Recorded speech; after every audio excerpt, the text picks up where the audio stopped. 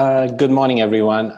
My name is AB Sam Thomas, and I'm the editor-in-chief of Entrepreneur Middle East. Good morning from the UAE, I should say, because I see a number of attendees from all around the world joining this particular session that we at Entrepreneur Middle East are staging in partnership with the UAE Ministry of Health and Prevention as a celebration, or rather to mark the first day of the UAE Innovation Week that we are just kicking off today here in the UAE. It is my pleasure and privilege to welcome all of you to this very special Entrepreneur Middle East live session. It's a very important week for us here in the UAE because it is this one particular period in every year of the UAE that we celebrate innovation and entrepreneurship in all its different forms, be it in business, be it in healthcare, be it in even hospitality. Today, as part of this particular session, which we are hosting, as I said, with the UAE Ministry of Health and Prevention, we are taking a look at an important topic relating to how the role of youth in impacting the future of healthcare as we know it today. Given the coronavirus pandemic that has hit the world since last year, we have seen an increase in interest in this particular field, and we are also seeing a greater amount of solutions, or a greater amount of innovation, a greater amount of entrepreneurs coming into this particular sector. And today's discussion is a kind of, I want to say, a look into how we can encourage more such ideas to enter this very competitive, at the same time, very lucrative sector as well. To kick off this very special session, and again, as I said, it is the UAE Innovation Week, we are very pleased to have with us a very young, but extremely gifted young person to give us an outlook into this particular field, as in like how youth can play a pivotal role in shaping the future of healthcare, and that is none other than Kavya Kopparapu, who you can see on your screens right now. She's an inventor, she's an advocate, she's a change maker, she's the founder and CEO of Girls Computing, and perhaps most importantly, she was also recognized as one of Time's most influential teens in 2018. And you might think, oh, it was 2018. I just confirmed with Kavya, she's only 20 years old today. So she's still very much a young person trying to make a difference in the world of healthcare. Kavya, I would like to ask you if you can unmute yourself now. And I'm so excited to be here. Thank you so much for having me. Kavya, tell us where you're joining us from, and then I'll just make you lead the session. Great, that sounds good. I'm currently in Cambridge, Massachusetts in the US. So it is currently midnight for me. So it's a little late at night, but I'm so excited to be here. I just wanted to highlight this particular thing because we have hundreds of attendees joining this particular session. And I just wanted to say that we at Entrepreneur Middle East, we at the UAE Ministry of Health are especially glad that you have taken time out to be a part of this session. And I'm hoping this will be an insightful session for everyone involved. At this stage, Kavya, the stage is yours. I'm really excited today to be talking about how youth can really frame the future of healthcare. I'm so excited to have this opportunity. I think this is such an important topic to involve youth in creating the future of the world. And I think that really stems from understanding how youth can really impact healthcare and make a difference. So I was lucky enough to have a great introduction, but I'll give you a little bit of my own. So I'm currently a third-year student at Harvard. I'm studying technology and healthcare innovation, which is a concentration of my own making. So I'm really, really invested in this area of using technology to impact healthcare. Also studying computer science as a master's degree. And I really characterize myself as a researcher in computer vision and artificial intelligence healthcare. So using all of these very advanced, very new and upcoming technologies to really make a difference in health. But I think almost most importantly, I am the CEO and founder of Girls Computing League, which is a nonprofit organization working to make education in technology more accessible for all students. So I thought I would start with that as the beginning and part of my story in this journey of learning about technology and growing an organization. I founded this organization in 2015 when I was 15 years old to really identify talented low-income students and really support their technology education. I think it's so important now that we're in an era where artificial intelligence and healthcare are so important, and it's important to introduce youth to these concepts and make sure that they have access to be able to further their own education and their own learnings. Girls Computing League is currently in 17 states in the United States and also in Japan, and we have a team of over 100 core volunteers who work to make a lot of our programs possible. I think you'll really see a common theme throughout the entirety of my presentation is that youth can really do anything. And I really firmly believe that youth-driven organizations can be the most innovative and enact the most change.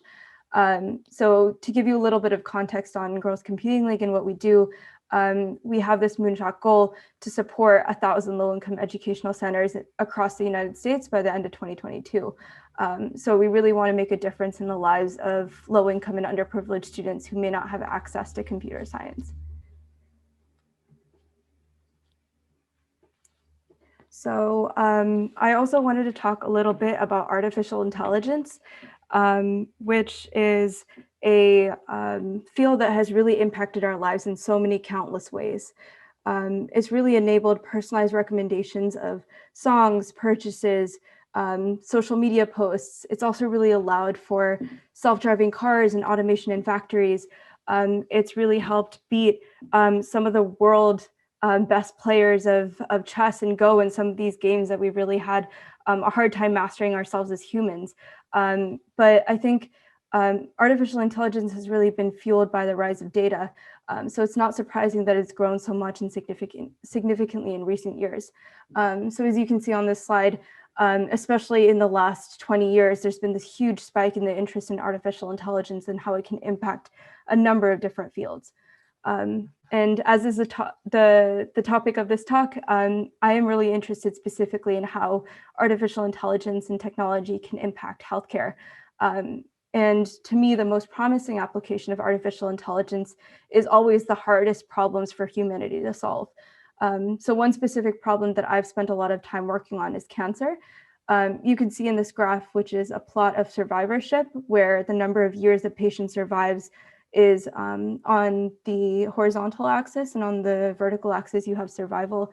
So you can see basically the steeper this curve is, the more patients we are losing to that particular type of cancer. So here at the bottom, you can see these are the cancers that are hardest to treat with the current treatments that we have available. And these are the types of cancers that I've really worked to impact and try to make a difference in as a result of my artificial intelligence work. So I've spent 5 years in the intersection of technology and healthcare. And so I thought it was only fitting to give 5 steps on innovating in healthcare, especially from a youth perspective. So my first big idea is really to pursue moonshots. I think you heard me say this term when I was talking about my own nonprofit organization and how I really want to drive forward change in that area, really envisioning this future world where there is equity and access in technology. And I really drive that forward through moonshots in my own research work as well in healthcare. And the idea of really a moonshot comes from space. So I've always been really fascinated by space, by the idea of going to another planet to see these huge achievements in ways that we could never dream. It was just 50 years ago, like we had never set foot on the moon, and now we're making these huge monumental advancements in space that are literal moonshots. So for example, earlier this week, the US landed the Perseverance rover on Mars, following other rovers to really explore this new planet. And the UAE had also taken the first high resolution photos of Mars through the HOPE satellite. And so it's really inspiring to see these really big kind of challenges and movements be really pushed forward by large groups of people. And I really think that we should think about healthcare in the same way, that we have these moonshots of curing cancer, of making treatment more accessible for patients, of making these big changes that we really want to see in the world.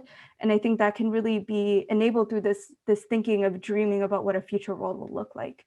So I think the most important part when you're thinking about these moonshots, like what am I going to focus on?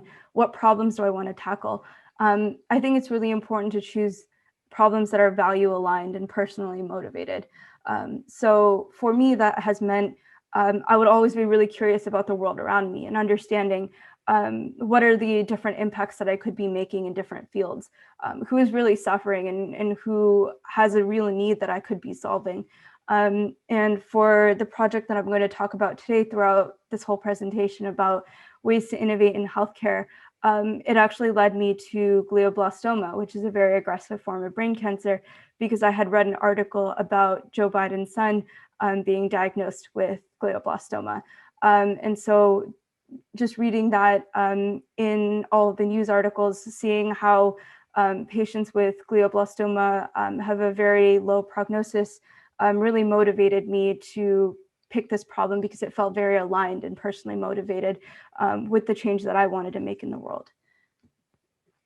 I think the next really important part is understanding needs. So where are the gaps in the field? How can we make a difference in the lives of patients, which I think is the core, most important part of healthcare. And when you really understand where there is need in the field, then you can better align yourself and your team to make the biggest impact in that area. So for me, this comes with the story of not knowing a lot about a field and trying to find out as much as I can so that I can make an impact. After learning about glioblastoma, which is a type of brain cancer, I thought, I know nothing about brain cancer. I want to find out as much as I can about this area so that I can make the biggest impact. And so for me, that meant reading the World Health Organization's Guide to Classifying Brain Tumors, which is this really thick, really big book. But I spent days reading it, poring over it, trying to understand how are doctors diagnosing cancer right now, and what are the ways that we could be diagnosing and treating cancer in the future. So that really goes to the reading literature point, like gather as much information as you can, try to understand like where the different like pictures are. So who has an idea of what the world looks like right now, and analyze that and really identify the gaps. So what are the pain points right now? What are people not able to do that we should be able to do in the future? And that really leads to being able to propose new solutions. I like to think about things really sequentially. And so I think it's a really nice framework to be able to track a patient throughout their entire cycle of being a patient. So starting without a diagnosis, getting a diagnosis, identifying the specifics of a patient's disease or cancer that can be targets for treatment, and then really getting that targeted treatment to the patient. This is the pipeline that I had identified for the diagnosis of cancer. And so there are so many different places where we could be doing research in this area. And I really landed on this tumor characterization research. Specifically, when a patient is diagnosed, how do we get the most effective treatment possible for them by identifying the specifics of their cancer that makes it unique and a target for future treatment. And I'm also like very personally motivated by statistics. So understanding where the need is in a very quantitative way. And I think it's a really great framework to be able to think about, is your problem actually a really big problem that could be helping a lot of patients? I think that's, again, the real characteristic of a moonshot. It's something that is so ambitious that it impacts a lot of people, that it makes a lot of real change. So how do you quantify that? I think is like a really important question to ask yourself. So for me, I gathered these statistics about glioblastoma.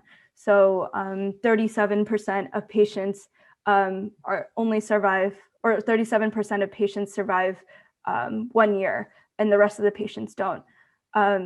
And that glioblastoma is the most aggressive type of primary brain tumor that originates in the brain. It's the most common type of malignant brain tumor. So it originated somewhere else and moved into the brain. So these statistics really drove home the need that there is like a significant patient population that is really suffering from this disease. And then I wanted to figure out, what is my actual target population within these patients who have been diagnosed with aggressive brain cancer. So for me, it was this 40 to 50% of patients who are not getting the effective treatment because we cannot specifically characterize the type of tumor that they have rapidly and accurately. And then finally, what is the technological improvement that we are going to make? So for me, it was genetic testing. It's currently very inaccessible for a lot of patients. So how can we make it more accessible through technology? So I tend to think about this need finding in this very specific way, but I think there has to be an alignment between a few different factors for a successful innovation to occur. And so for me, it's between these three things: skill set. So what are you an expert in? How does this fit into the need that the industry has? And how are you best positioned to be able to make an impact technologically? And then the industry structure. So it has to be conducive to change. There are a lot of different examples of amazing healthcare innovations that just weren't aligned with the incentive structure that exists in the healthcare system right now. So how can we best align our innovation for the structure of the industry? And then finally, the end impact. So who are you aiming to help? How are they benefiting from the technology or the innovation that you are creating? How will they realize the benefits of your innovation? So for me, this was, I want to be able to diagnose these patients who have brain cancer and understand the specifics of their brain cancer faster, quicker, cheaper. So that was really the end impact that I wanted to have. And I think a really important part of every impactful project is understanding where the unrealized need is. So again, what really makes you uniquely positioned to make an impact? Do you have unique data or resources or ideas or just a fresh perspective? I think that's really where the power of being a young person comes in, because sometimes the unrealized need is really only identifiable by someone from the outside who has this fresh perspective on issues. And I think the other really important part for especially for students and for young people is the learning objective. I like to say that we are forever students and we're always trying to learn, and every project, every innovation, every project that you're trying to drive forward will always have to have some sort of learning objective for you personally. So what do you want to learn, in what way? And I think this idea of picking problems that are moonshots, that are outside of your reach, is really important, because then you have some basis of knowledge, but you are in an environment that really encourages learning. The next point I really wanted to make is that collaboration is so important. Collaboration and partnership. I just talked about a lot of different incentives that have to align, but it doesn't necessarily have to be you as a single person that matches all of these incentives and makes them work. It's really important to have this partnership of different individuals and organizations coming together to really make a difference. And to this point, I really wanted to drive home that being young really is an asset, because you have different lenses to problems in the real world. Your worldview really hasn't been shaped, and you really see problems the way that they should be solved, not the way that they are solved right now. And I think that's so important to have this fresh perspective to really understand problems from the outside. And so the greater point I wanted to make about partnership is that you should always partner with people who expand your worldview, not stifle it. So people who will entertain your ideas and understand the value in them, rather than and recognize the value of your youth rather than shutting you down. I had a lot of experiences when I was first doing my research of people saying, "Oh, you're only X number of years old. Like, what do you know about this field that I have been studying for 35 years?" And so it's really important to believe in yourself and to understand that being young is an asset. And I think ultimately you have to reach out to a lot of people. I think I know, like, throughout the Innovation Week, we'll also hear from an amazing director at the NIH, which is the National Institutes of Health in the US, which is really instrumental to a lot of partnerships bridging research into the real world. And I really, in my own projects, try to find a large group of people. So I try to partner with hospitals. So I partnered with Georgetown University Medical Center.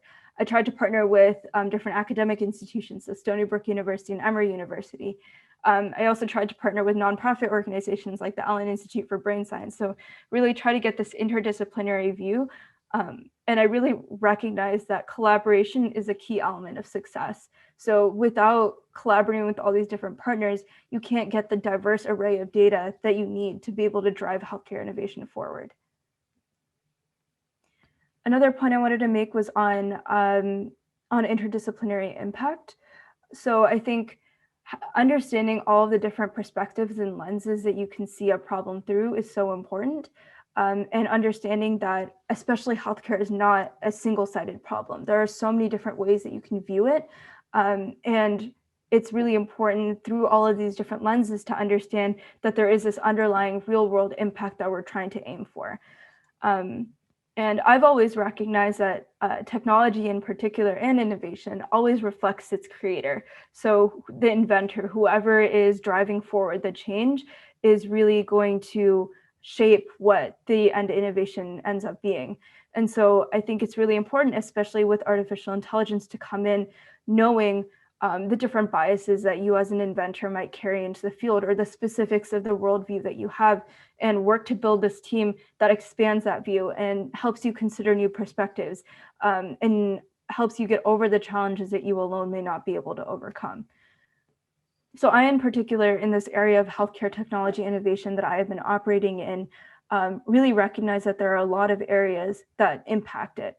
So first, human-computer interaction. How is a doctor actually going to interact with your invention in the system that you've created to help them?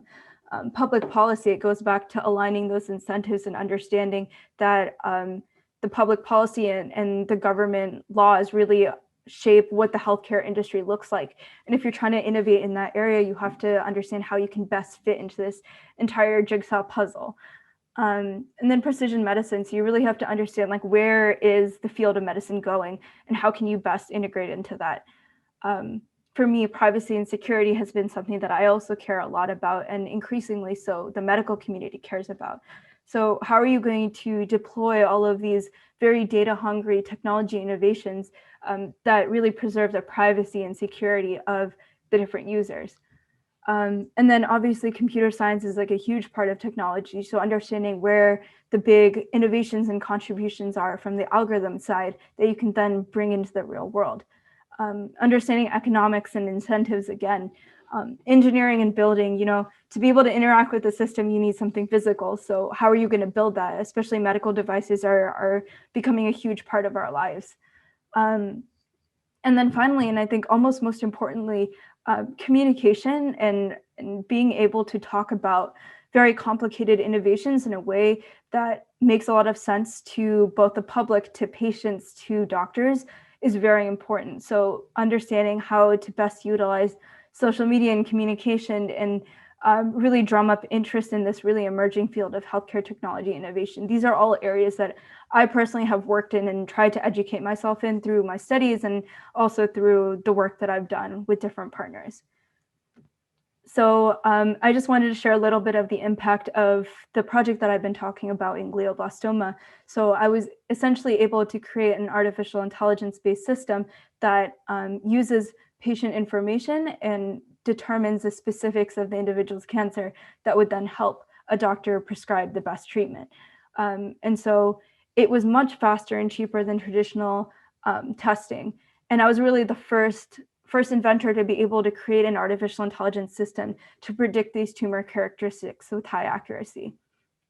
And I was actually just awarded a patent for this project in August of last year after 3 years of waiting for it. So it was very exciting to see this work really come to fruition and be recognized formally as an inventor.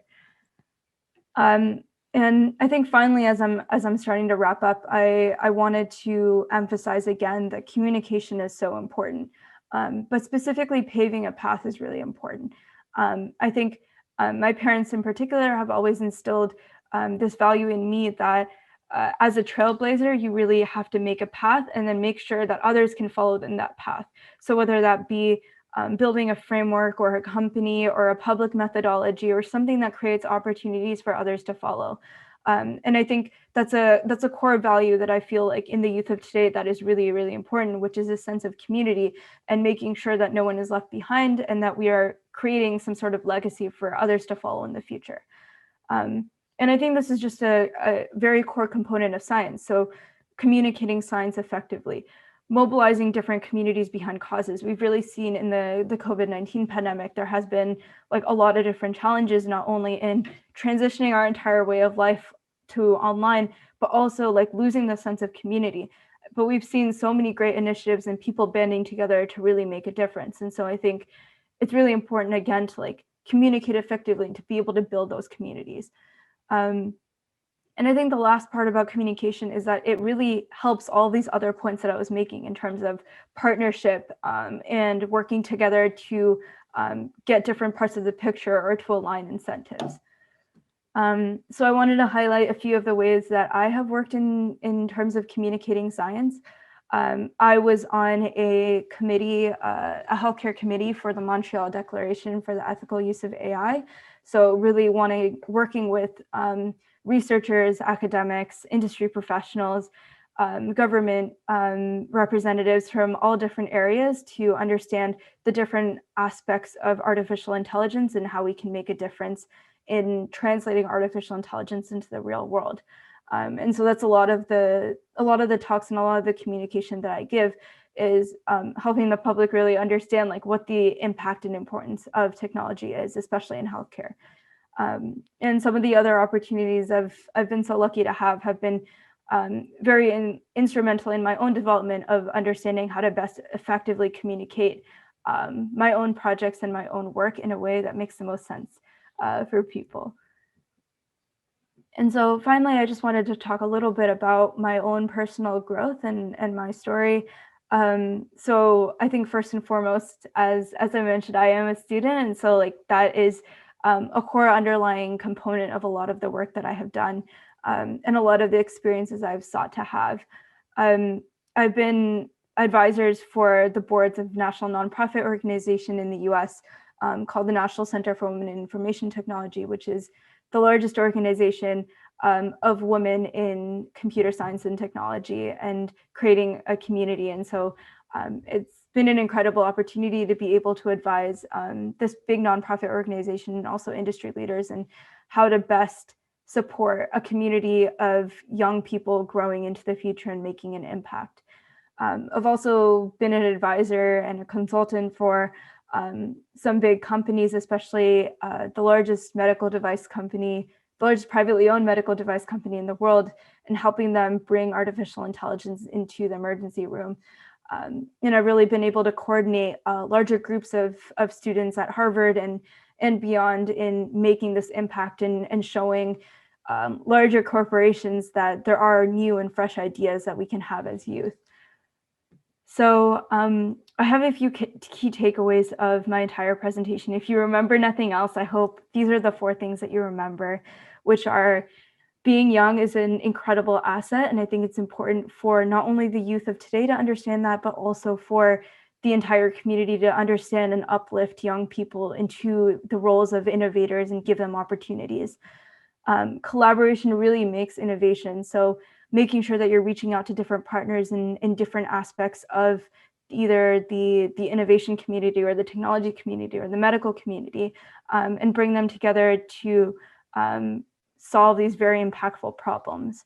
And I think impact really drives research. So identifying like, what is the impact that you want to have 5 years from now, 10 years from now, 15 years from now, and really use research as a vehicle to drive that impact. And then finally, carving your own path. And for me, this has been like really instrumental because I've really seen digital health and artificial intelligence and health really emerge as a field. But when I first realized that it was something that I wanted to get into, I didn't see a path. And so for me, my journey has really been about carving that path from creating my own field of study at Harvard to finding the different projects that I've worked on by cold emailing different people that I admire and working on projects. So I think these are my 4 pieces of advice to everyone. And I wanted to just say thank you again for having me and giving me the opportunity to present. It's truly been a pleasure. And I'm really happy to answer any questions that anyone has during the Q&A portion of this talk. So thank you so much. Thank you so much, Kavya. I mean, really, I really don't have much to say because I was just like so taken in by your presentation. I actually wrote down this line that you said that we are forever students, and I think that's an important learning for all of us, regardless of our age. And understand that yes, all of us have a key role to play in impacting the futures that we have. Kavya, I'm gonna hold on to you for a little bit longer while I pull on our two more of our speakers for today. Just a reminder to everyone who has joined us, you've just joined a webinar that we have just staged with Kavya Kopparapu, a Harvard University junior, one of Time's most influential teens of 2018, and the founder and CEO of Girls Computing League. She has just completed a talk, but if you're still here, wait for it. She's still going to join us for a few minutes for a discussion. Kavya, I'm just going to add our colleagues from the Ministry of Health to just join us at this moment. Ladies and gentlemen, very pleased to say that we have two representatives from the Ministry of Health and Prevention joining us right now. One of them, of course, is someone who's perhaps familiar to our viewers at Entrepreneur Middle East, the Chief Innovation Officer of the UAE Ministry of Health and Prevention, Mr. Saqr Al-Hemeiri. And we are also pleased to be joined today with the chairman of the MOHAP Youth Council, Dr. Sultan Sharif. Gentlemen, thank you so much for joining us. Saqr and Dr. Sultan, you just heard Kavya speak as well. My first question is really, what are your takeaways from this presentation, and how can this be instilled into the youth here in the UAE and, of course, around the world as well? Saqr, I'll just start with you. Firstly, I would really like to thank Kavya. That was such an inspiration. I mean, this is what empowerment makes out of youth. This is something that we want to share and inspire our youth with, to understand that they are capable of doing this too. We have the capabilities of going forward and doing this. And as Kavya is doing now, spreading the word that if you have a dream, you go for it and you work on it. No matter what age you are, you will be the ones leading the future, not the old generation, and taking the steps forward into action, and not only that, continuous growth and inspiring others to grow with you. That's the most important part of it. So truly inspirational. Thank you, Kavya. How is the audience for the healthcare sector from the youth segment? What have you personally seen in your role as the MOHAP Youth Council? Actually, if you don't mind, maybe just give us an introduction to the Youth Council and what it does, and then we'll go from there. At the beginning, thank you very much to Kavya. You are really the future of the youth in the healthcare system. From my side, I'm proud of you to have such people in you in the different world, like internationally. At the beginning, I would like to speak about the Ministry of the Youth Affairs that has been announced in the United Arab Emirates by His Highness Sheikh Mohammed bin Rashid Al Maktoum, the Vice President of the United Arab Emirates and the Prime Minister of the UAE. So, and we have the youngest ministers in the world to lead this ministry.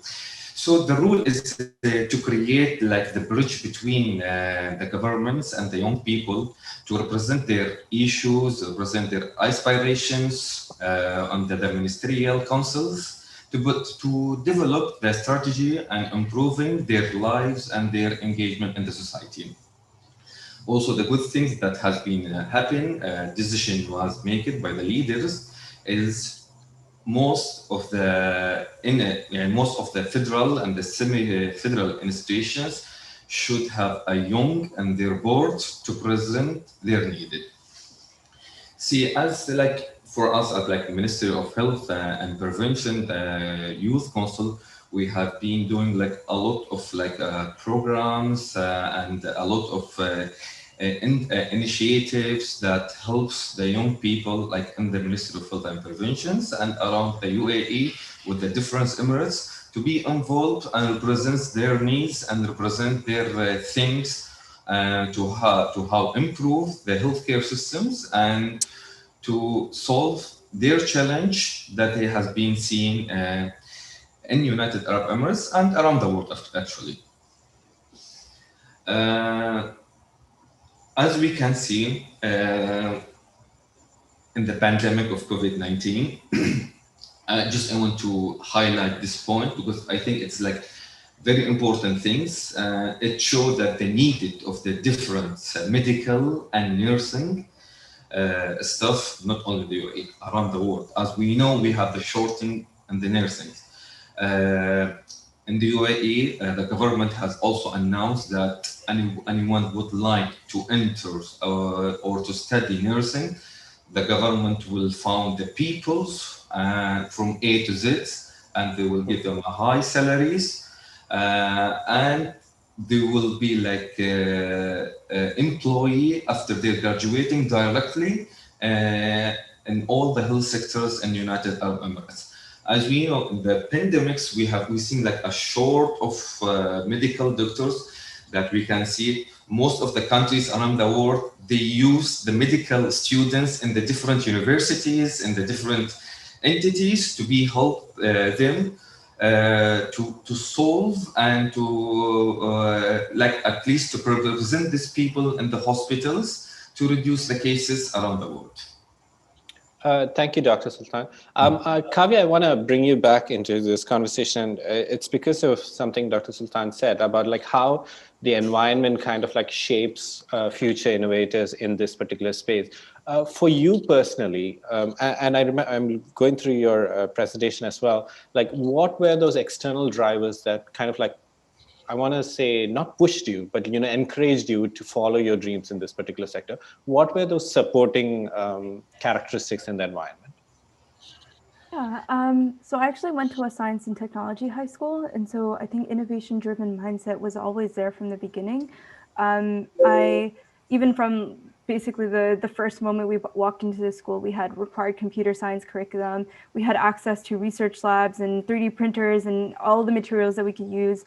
We had connections to local universities and teachers who were really the top notch. And so I think it really encouraged this environment of intellectual curiosity and learning. And specifically, I think project-based learning, which is so important. So not just sitting in a classroom and listening to, there are problems in technology and there are problems in healthcare, but rather, hey, here's a specific problem in healthcare. Why don't you go try solving it in the classroom environment? And then we'll all support you in how you can do that.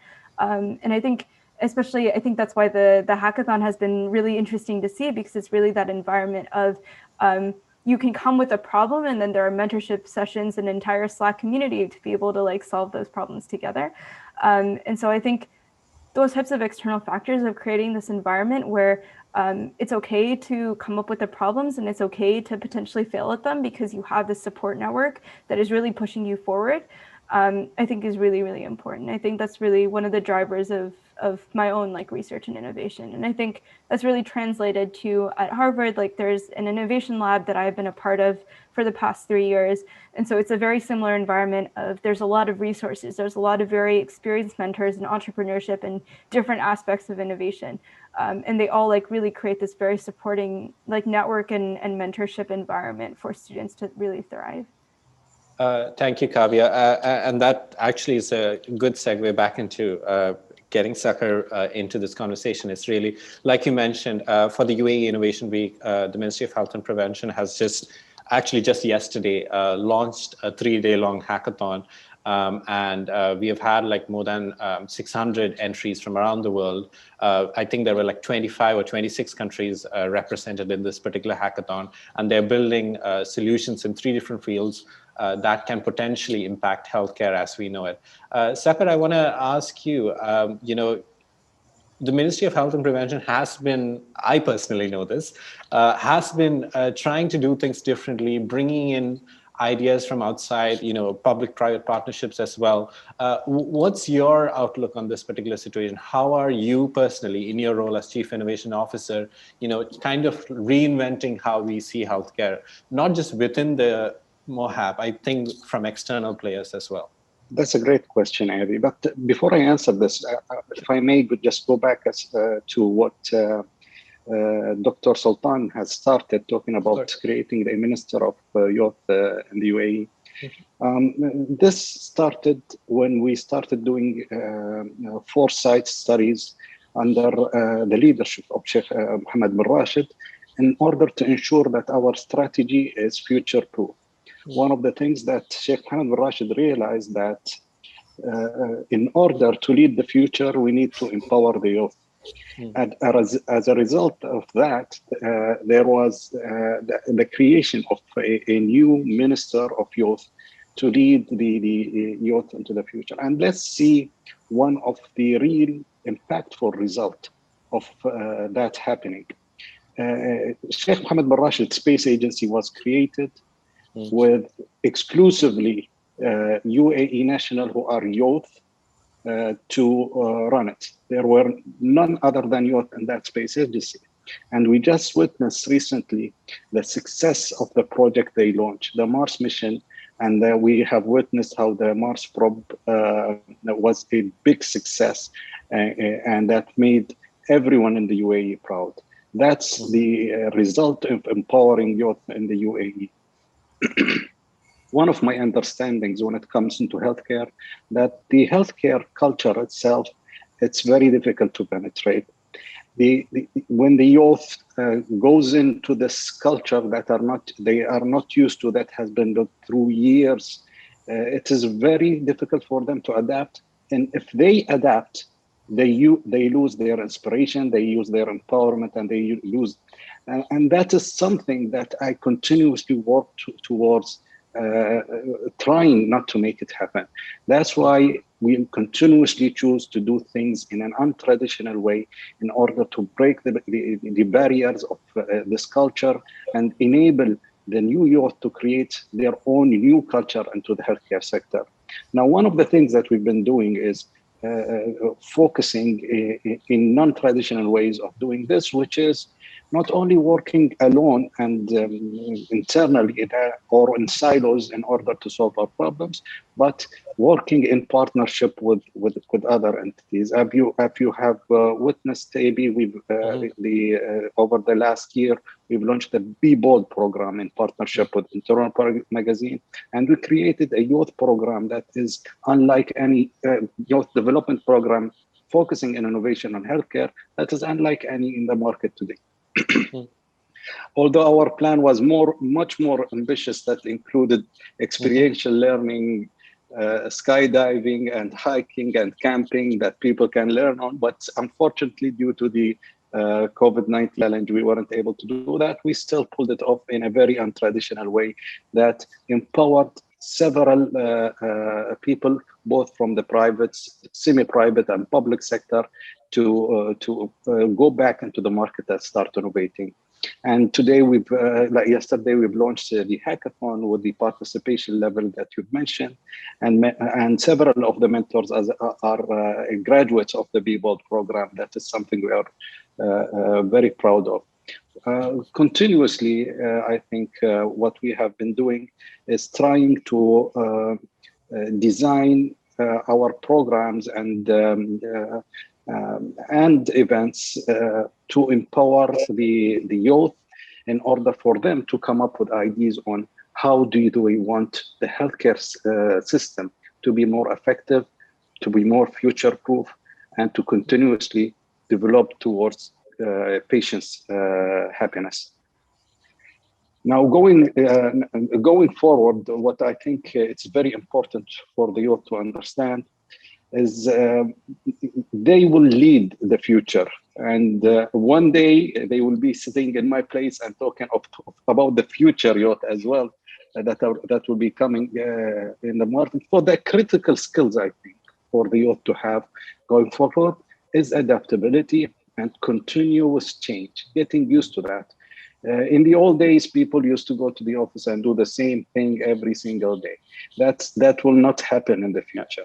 You get to go into the office and start with a very new mindset, be ready to do something very new every single day, because traditional stuff are automated, and you're a human and you have your specific role to play in order to lead change and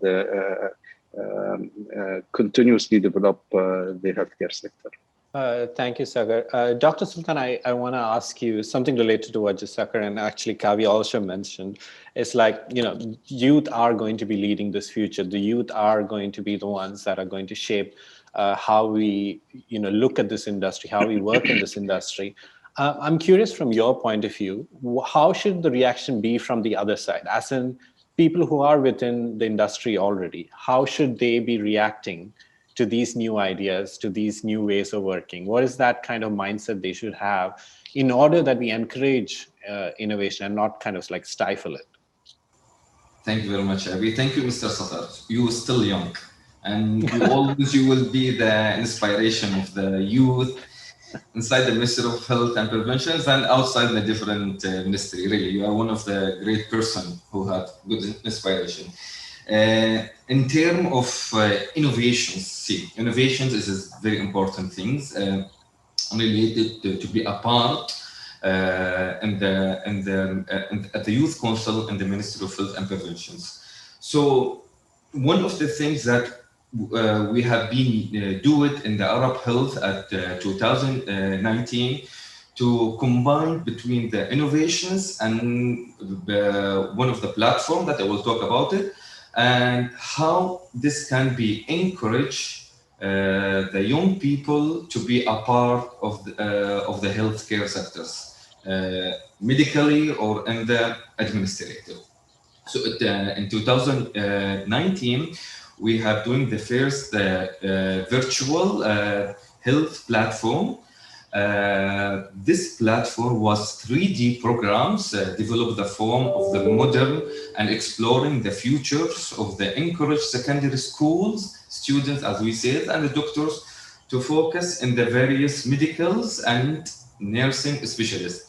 So this platform was with the special things has been happened in 2019 in the Arab Health, and it was, to encourage most of the young peoples who will be like in the school levels that they want to be graduated, to encourage and enhance these people to study the medical, especially the medical,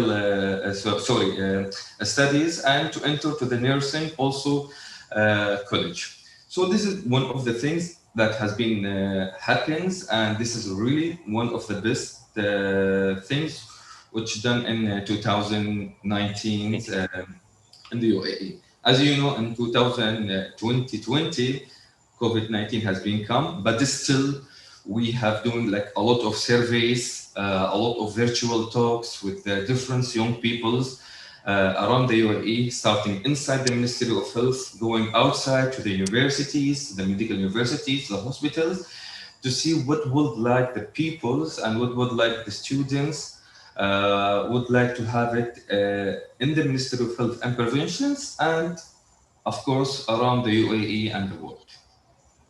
Thank you, Dr. Sultan. At this point, I just want to mention that we are looking at questions from the audience. So there is, if you're joining us through Skype, you'll see a Q&A box.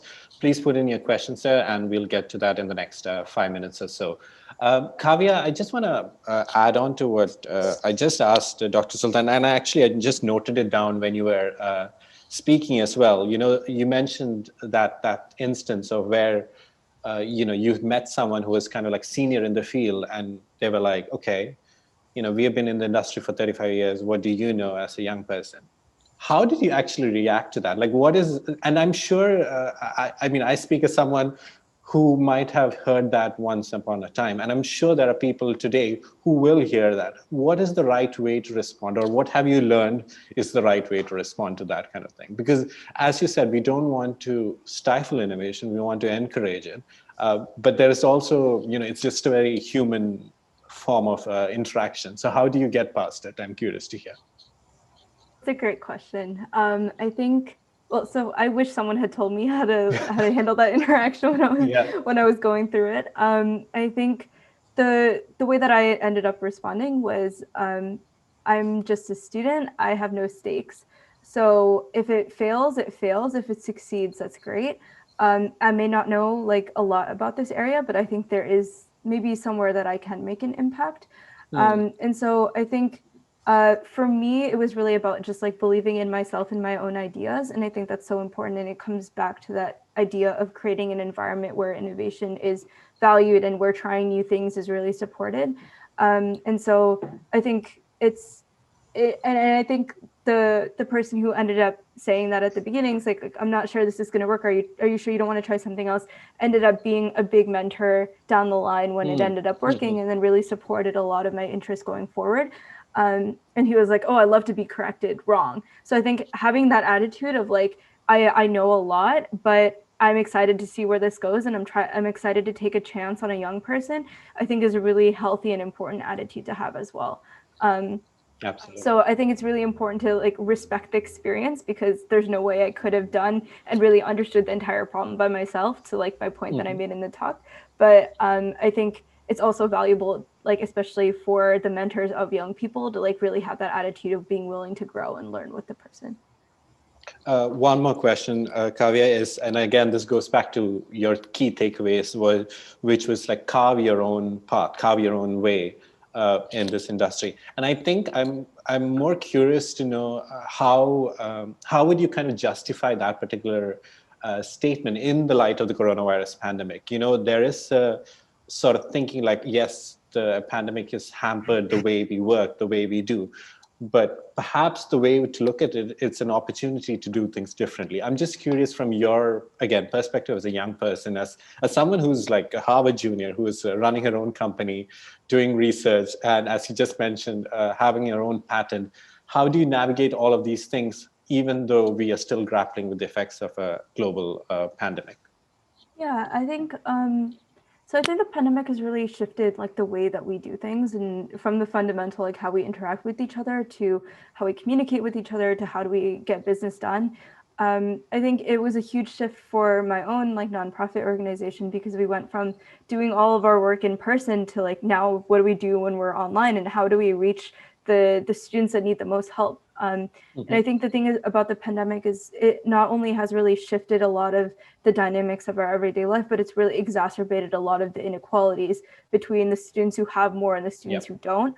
And so as like a nonprofit leader, like my first thought was like, how do we reach those students who may not have internet access, who may not be able to like learn about this innovation, be in this like really enriching environment, because it's really those students who are going to have the most unique outlook on life. And really understanding what it is to like live the struggle and then want to make a better world for others. And I've really seen that in my experiences, like working with like a lot of these really talented youth who just don't have resources. And so I think it's actually the pressure that really drives innovation. So like during the pandemic, we've really seen a lot of like load on the healthcare system. And especially in the way that we want to figure out how many of our interactions can we do online. And this tech has existed for a long time, but its adoption has been slow because there's been no pressing need. And so we've really seen like the wide adoption of innovation, the willingness to try something new, from like the lengthy regulatory procedures being shortened to like make way for like these important vaccines and treatments for like COVID-19. And so I think it all just goes to show that like, it's really about identifying what is the most important thing and really pushing it forward. And I think while this whole pandemic has been like a really like changing like notion for all of us in very bad ways, it's also been like pushing forward a lot of innovation in a lot of really great ways. And I've definitely seen that like in terms of like done my own nonprofit organization and shifting that perspective of now that we're online, how do I restructure the entire organization? And I mentioned that we're currently in 17 out of the 50 US states. Like that came as a result of the pandemic, actually. So we were only in one region in the US, and then we grew to like become this organization that spans the entire US as a result of going online. And so it was like both something that was a big detriment at the beginning, but it turned into something that was really great because I had this mindset of growing with the change that was occurring. Thank you so much, Kavya. I think we are running out of time, but Saqr, I would like you to kind of like close the session and bring this discussion to a close. Actually, there's a question here, and that's why I thought it would be a good idea to come to the closure of that. Wherein the question is more on the line from Warda Qureshi, and the question is more on the lines of there's a lot of talent in healthcare, and they are interested in supporting innovation in this field. But how are we going about utilizing this talent? So that's a question, and I kind of want to pose it to you because I want to hear from you, like how is MOHAP as an entity, as a government entity, presenting itself to the youth of this field? What's your message, I want to say, to people who want to pursue innovation in this field, and what does the MOHAP do to support them in this particular manner? Thank you, Abid. Well, the Ministry of Health and Prevention, as the federal entity looking over healthcare in the country, when it comes to innovation, we focus on building the right infrastructure to embed the innovation into the climate of work on everyday work, whether it was in the public sector or the private sector. Now, finding these opportunities are not limited to a certain entity, whether it was Ministry of Health, Dubai Health Authority, or Saqr. You can go around and look at other private entities. Moreover, we create these hackathon and engagement session in order for people who feel that their talent is not utilized enough in the market to join and showcase themselves on what they can do. And we continuously support startups wherever they are, in whichever way we can. And I think the youth focusing on finding an idea and a gap to fill with a new startup, it's a very great opportunity as well. And the Ministry of Health and Prevention will continue to build upon the infrastructure that started to ensure that the innovation environment is embedded within the culture of the healthcare sector.